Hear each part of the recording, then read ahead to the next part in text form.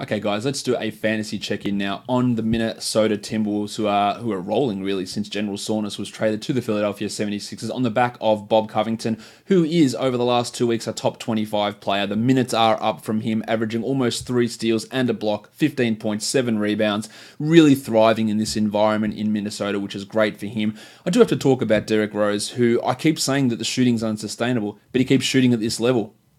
61% from the field for Rose over the last 6 games, 55% from three. He is the best three-point shooter in the NBA at the moment, which is an astonishing thing to say considering for the last 4 seasons he hasn't gone over 30% and he hasn't gone over 25% in each of the previous 2 seasons. So really big surprise to see Rose doing what he's doing. A clear must-roster player, but I still have that nagging feeling that the percentages are going to dip. And then his other numbers are almost in line with what he's done in previous seasons. 4 assists, half a steal.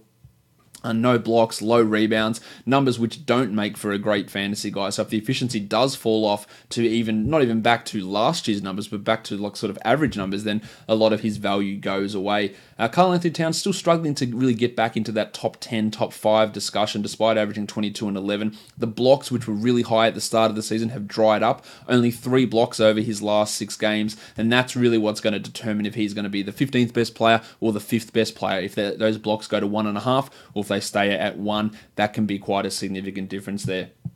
Jeff Teague is just doing what he does, really consistent in terms of output, while Taj Gibson and Dario Saric basically splitting the power forward minutes, and that makes neither of them 10-team league guys, 12-team league guys, and honestly, probably not even 14-team league guys. Really hard to rely upon those guys.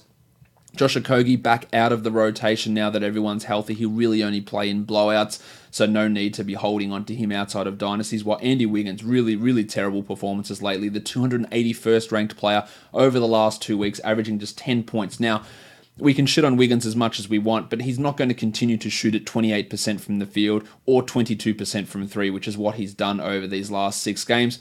The other numbers are still pretty poor. 2.7 rebounds, 2 assists, 0.8 steals, and 0.3 blocks. But we can expect that efficiency and therefore the three-pointers made and the points to go up. In a 10-team league, I actually don't think I'd feel bad about dropping Wiggins. I think I'd be happy to do it. In a 12, I would hold on to him.